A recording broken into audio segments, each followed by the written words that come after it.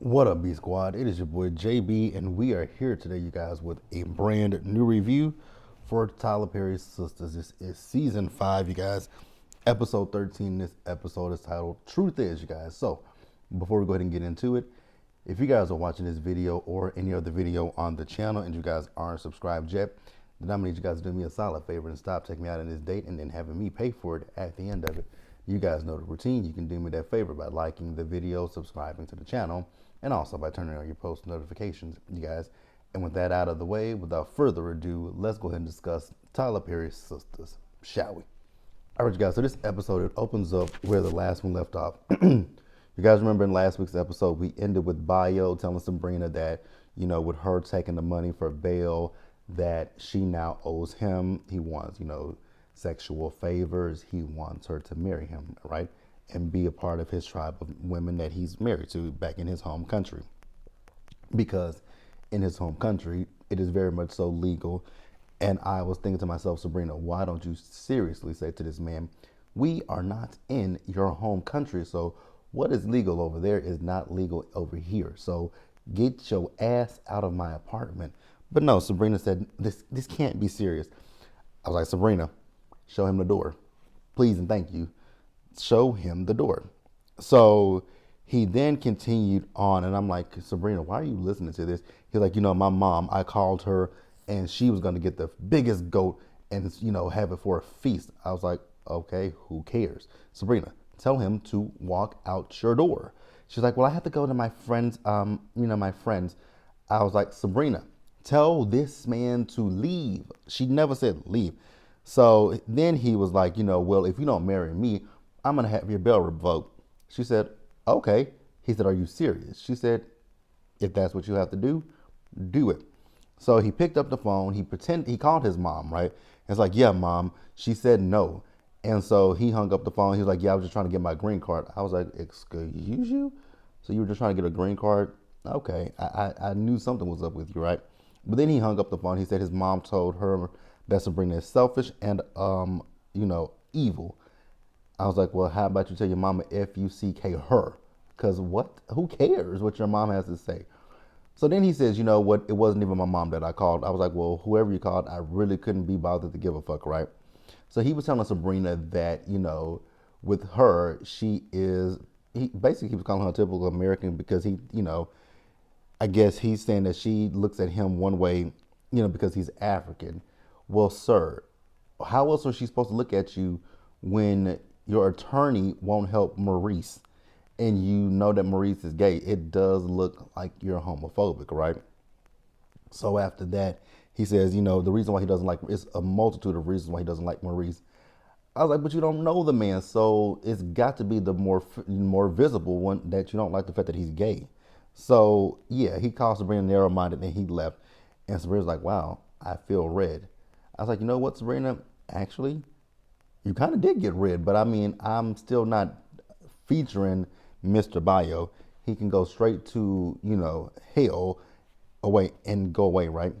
So then we move over to Andy and Danny, right? So you guys remember that they were going over to Karen's place. So Andy is standing outside of Karen's door, and Danny pulls up, and she was like, girl, why are you standing outside the door? Are you, scared to go in there? She's like, oh, no. I was like, oh, yes, you're scared to go in there, right? So Danny was like, okay, well, let's go ahead and go in. And she's like, no. Let's wait for Sabrina. Where's Sabrina? So Sabrina then shows up, right?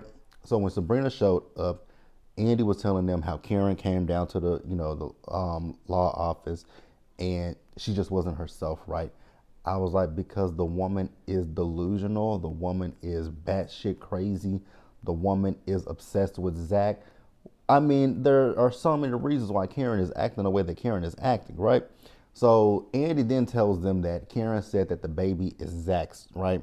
But she talked to Aaron, and Aaron said that the baby is his. And then she says, she's talking about that.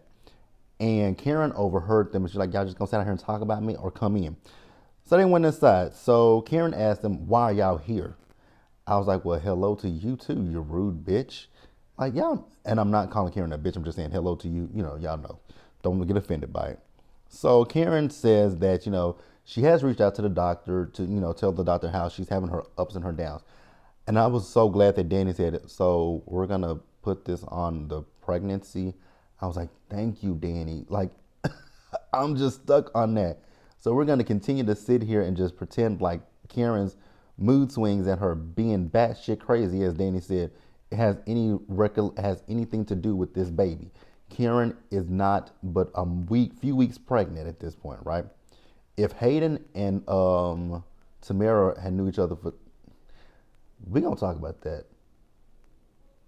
We're gonna talk about that because I have a few questions. Because here's the thing,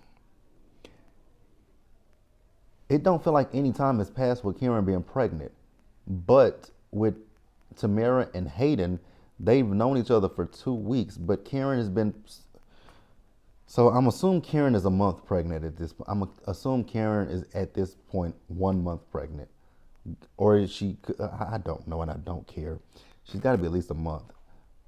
So that's why she's not showing you guys. But she's been pregnant forever in our world, neither here nor there. So then, she's talking about the fact that she feels like Zach played her, and Danny was like, friend, no, he didn't. Everybody had to say to her, even Andy was trying to chime in, but Andy was being meek about it. And she was like, no, he's in love with Fatima. And Karen couldn't say anything. I'm like, yes. I mean, she's like, but she did say something. So, but he came up to me talking about, he hugged me and talking about he loved me. And they said he does, but it's not the same way that he loves Fatima. Karen, stop. Neither here nor there. I want to pause here, you guys, and I want to move forward. So after that, Karen, Andy tells Karen about the situation with Aaron saying that he's the father because he said that he saw the results, right? And so everybody, I forgot to tell you guys, and Andy told Sabrina and Danny that as well. And they were like, it's got to be somebody at the hospital. Absolutely, right? So Karen says the same thing. They all say the same thing, that this has got to be somebody at the hospital that told him this, right? So then, and Karen says, well, it's not his baby. It's Zach's baby. So then Andy says to Karen, well, on the DNA results, it shows Aaron's name, but Zach, there's nothing on there. She says, because I didn't have his DNA. So by process of elimination, he's the father. And so Andy was like, well, I got a question for you, friend. And they were, Danny was like, don't ask that question, girl. I was like, no, let's ask the question, right? Who else were you with? Piece of hair. So she asked the question, like, were you with anybody else? And she says, no, I was only with Zach and Aaron. Okay, I'll choose to believe that for now. But this is Tyler Perry's word, you guys. So, anything is possible when it comes to this. But for right now, we'll say that Zach is the baby's father. Cool. Couldn't be bothered to give a fuck, right? So then Andy, and not Andy, but Danny brings up the fact that she knows that Andy is on the dating apps, right? And Andy was like, how do you know I'm on the dating apps? And Dan says, because I'm on the dating apps as well. She also told them that, she and Preston, they've decided to make it official with each other. And Andy tells them that she has a date later tonight. So once she leaves there, she's going to be going to get ready for her date, right? So after, Danny was like, well, maybe we should come with you. Because they were like, it's some crazes on those apps. And she was like, that's what Gary said to me. And I think I knew this, and I think we all kind of probably knew this about Andy. The only reason why Andy is on these dating apps and are probably going on this date is to stick it to Gary, since Gary said something to her about going on the date.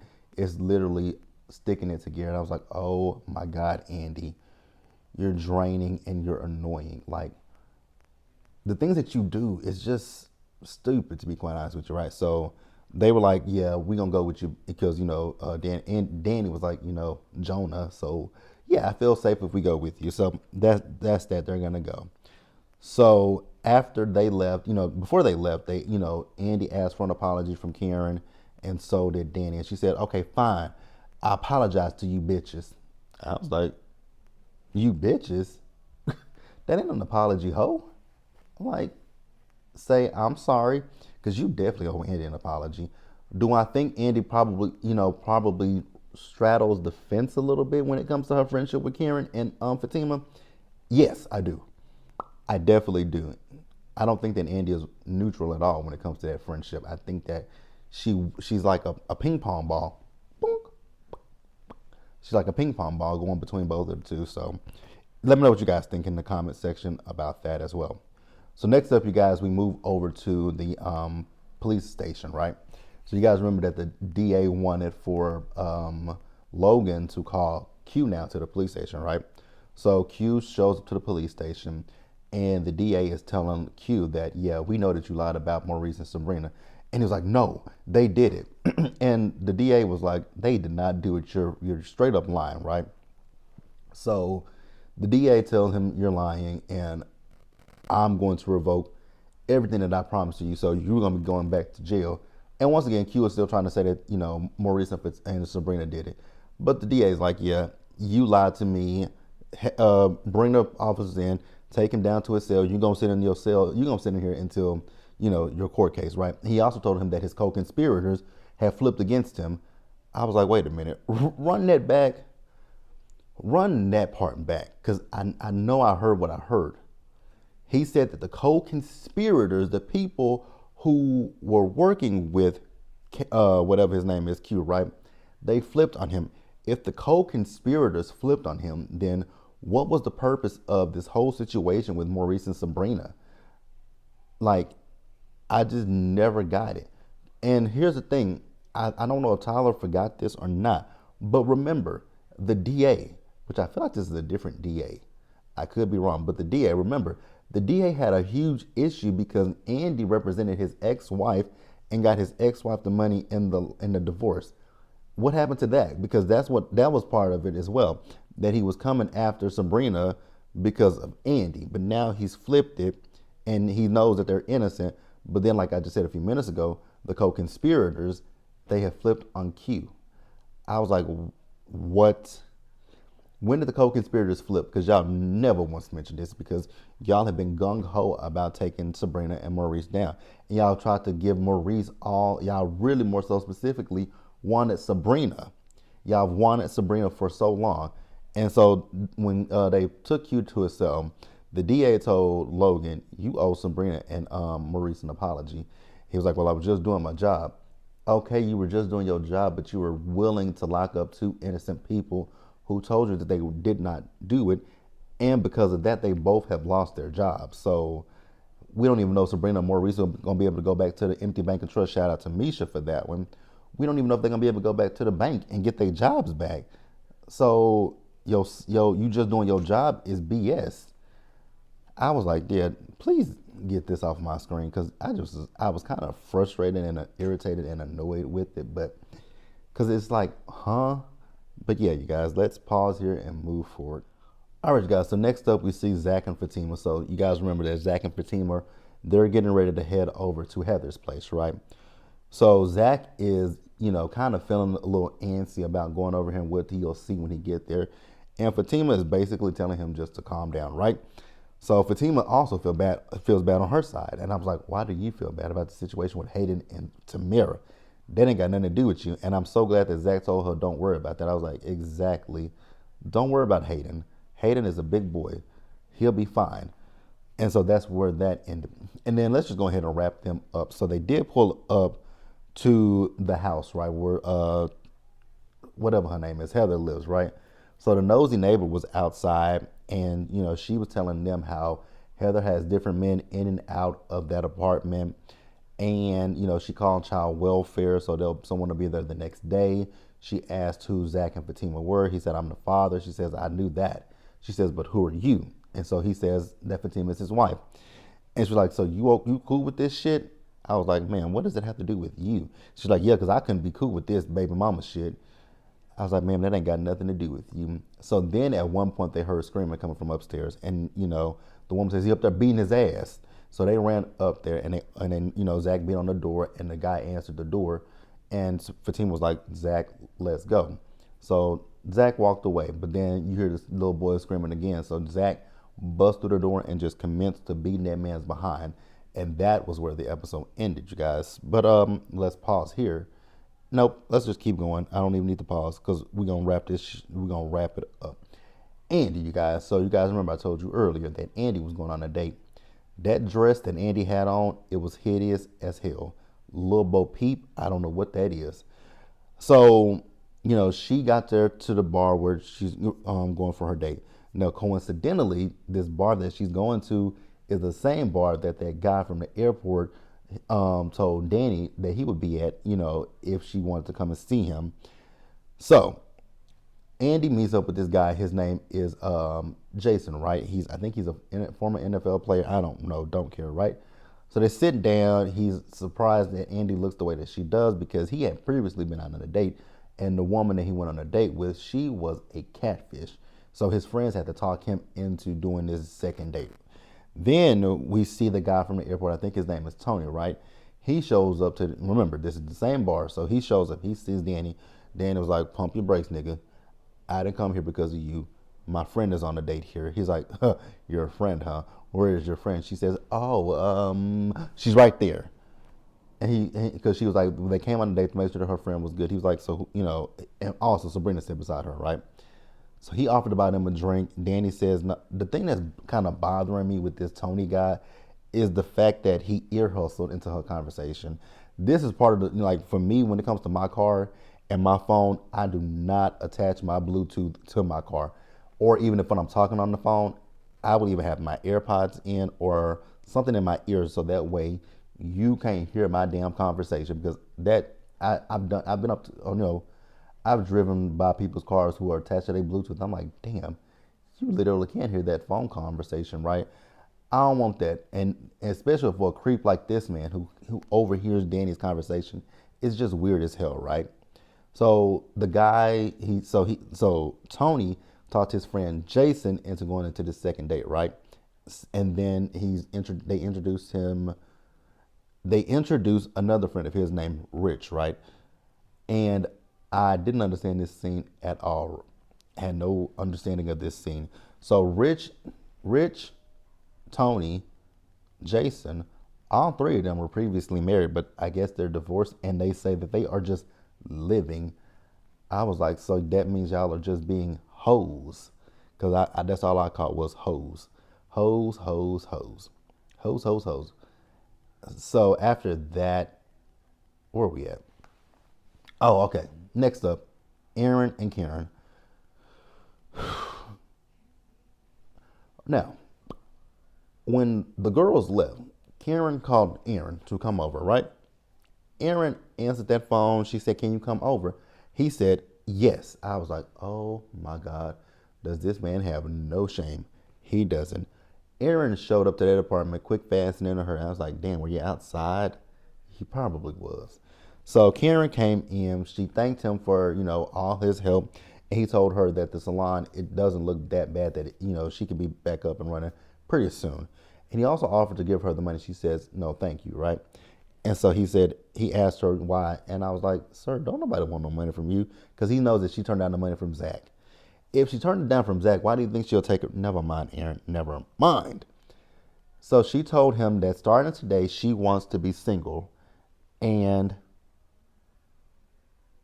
she told him starting today that she wants to be single. Sorry, you guys, I'm at home doing this video, and I got my work computer next to me, and an email just popped up. So if you guys notice that I'm keep looking to the side, that's what it is. I'm looking at my work computer, and I have a meeting with my manager. Oh God, it's coming up very soon.